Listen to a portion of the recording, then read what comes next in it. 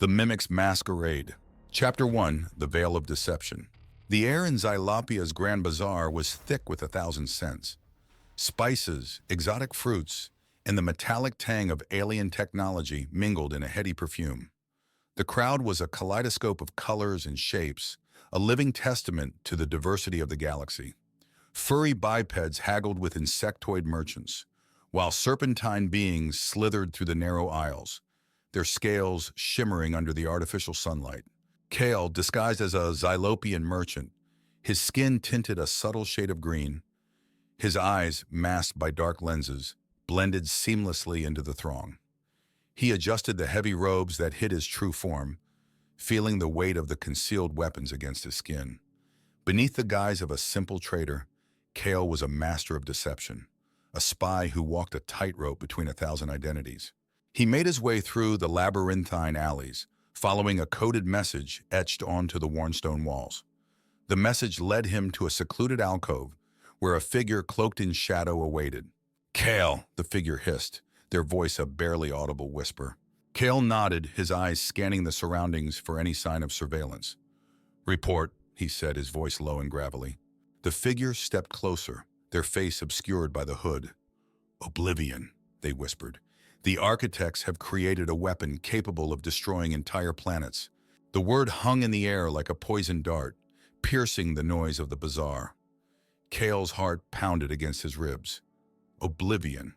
A weapon of such power could shatter the delicate balance of the galaxy, unraveling the fragile peace that humanity had fought so hard to maintain. "Proof?" Kael demanded, his voice barely a breath. The figure produced a small data crystal, its surface etched with intricate symbols. "This contains schematics, projections. It's real, Kael. The threat is imminent." Kael took the crystal, his fingers trembling slightly.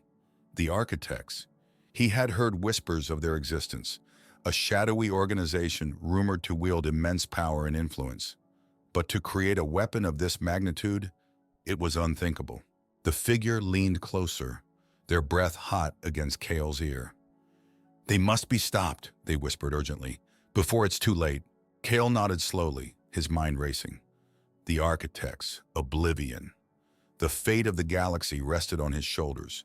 He had spent his entire life weaving a tapestry of lies, hiding in plain sight, protecting humanity from the dangers lurking in the shadows. But this was different. This was a threat unlike any he had ever faced before. Kael looked into the figure's eyes, seeing the fear and desperation mirrored in their gaze. "We will stop them," he said, his voice a steel-edged promise. "We will protect our people, no matter the cost." Chapter 2. Threads of Intrigue. Kael emerged from the sleek transport pod, shedding his Xylopian disguise like a second skin. He inhaled deeply, savoring the cool, oxygen-rich air of the hidden base. Here, deep beneath the surface of a desolate moon, was the heart of the human resistance. "Welcome back, Kael," Anya's voice echoed through the dimly lit corridor. She stood silhouetted against the soft glow of the control panels, her slender figure radiating an aura of quiet strength. Kael approached, his footsteps muffled by the sound-absorbing floor. Anya turned, her eyes, the color of deep space, locking onto his. "What did you find?" she asked, her voice barely above a whisper. "Oblivion," Kael said, placing the data crystal on the console. "The architects have created a weapon of mass destruction." Anya's brow furrowed, her fingers dancing across the controls as she accessed the crystal's contents. The images that flickered onto the screen were chilling. Schematics of a complex energy matrix, simulations of planetary annihilation. "This is catastrophic," Anya whispered, her voice trembling slightly. "We need to know more. About the architects, their motives, their weaknesses." Kael nodded. "I'm already on it. I have leads on several planets. But I need your help to sift through the intel, to find the patterns, the connections." Anya smiled, a flicker of determination lighting up her face. "Leave it to me, Kael. I'll unravel their secrets." Over the next few weeks, Kael embarked on a whirlwind tour of the galaxy.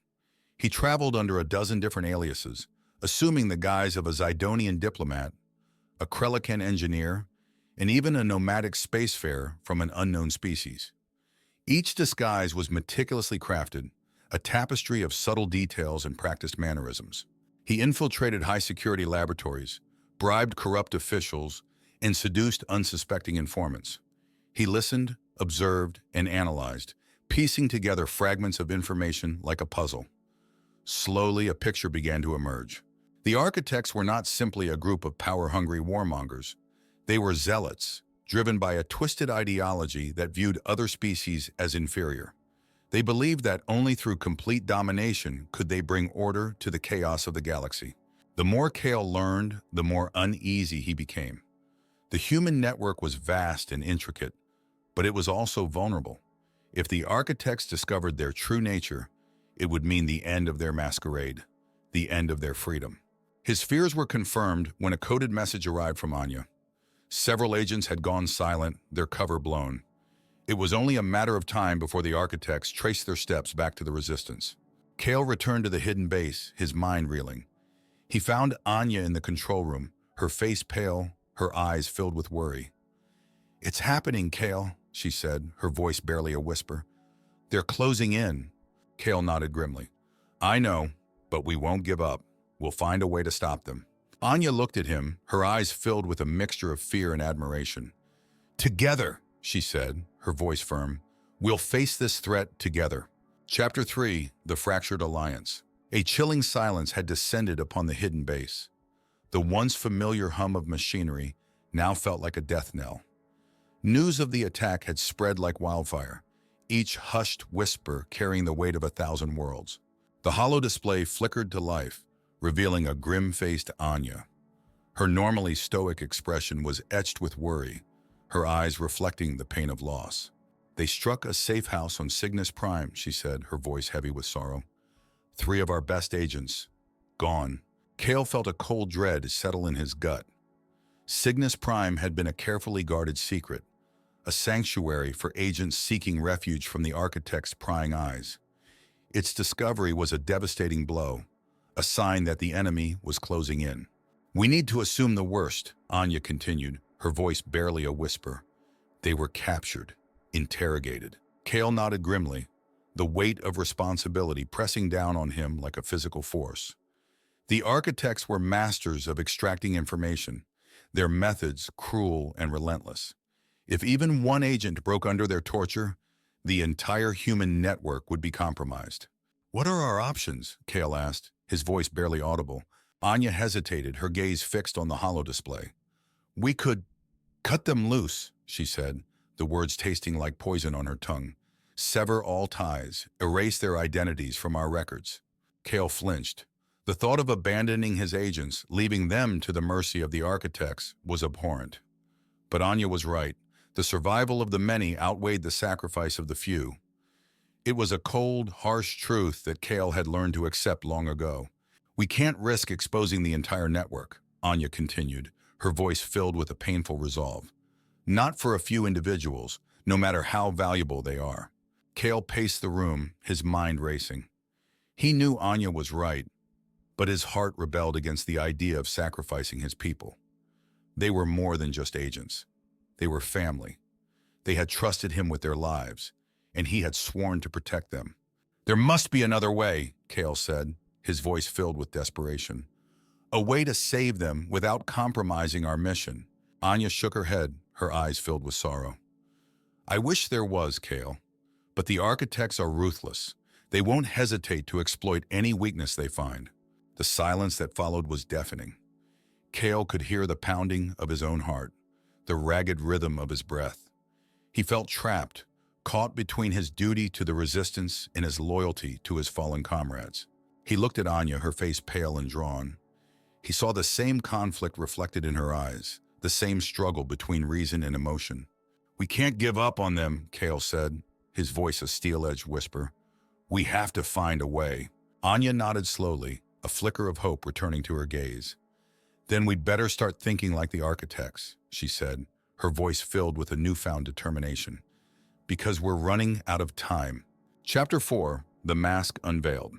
The air crackled with nervous energy as Kael stood before a holographic map of the architect's stronghold. The sprawling complex, a monolith of gleaming metal and pulsating energy fields, seemed to sneer at them from across the vast expanse of space. A fortress within a nebula, Anya murmured, her voice laced with a hint of awe. They certainly have a flair for the dramatic. Kael traced a finger along the holographic projection, his eyes narrowed in concentration. Every fortress has a weakness, he said, his voice a low growl. We just need to find it. He turned to face the assembled team, a diverse group of individuals united by their shared purpose. There was Zara, a master of disguise, her features as malleable as clay, Yarek, a tech whiz with a knack for bypassing security systems, and Lena, a telepath with the uncanny ability to glean information from the minds of others. We've been training for this our entire lives, Kael said, his gaze sweeping across their faces. We are the mimics, the chameleons, the shadows. We blend, we adapt, we survive, and today we fight back. The mission was a complex dance of deception and subterfuge. Zara infiltrated the stronghold disguised as a high-ranking architect, her every movement a carefully crafted imitation. Yarek worked his magic on the security systems, creating backdoors and diverting surveillance. Lena delved into the minds of the unsuspecting guards, extracting vital information and planting subtle suggestions. Kael himself, disguised as a lowly maintenance worker, slipped through the labyrinthine corridors, his senses on high alert. He moved with the grace of a predator, his footsteps silent, his breathing shallow. The heart of the stronghold was a massive chamber bathed in an eerie blue light. In the center of the chamber, suspended in a shimmering energy field, was Oblivion. The weapon pulsed with a malevolent energy, its surface etched with symbols of power and destruction. Kael approached the chamber, his heart pounding against his ribs. He had never been this close to the weapon before, had only seen it through the eyes of his agents. It was larger than he had imagined, more terrifying. He took a deep breath, steeling himself for the final confrontation. He activated a cloaking device, his form dissolving into the shadows. He moved towards the chamber's control panel, his fingers dancing across the keys with practiced ease. Suddenly, the chamber door slid open, revealing a tall, imposing figure clad in shimmering robes. It was the Architect Prime, the leader of the organization, his eyes burning with an icy fire. "Welcome, Kael," he said, his voice a chilling echo. "We've been expecting you." Kael stepped out of the shadows, shedding his disguise like a snake shedding its skin. He stood before the Architect Prime, his human form revealed, his eyes blazing with defiance.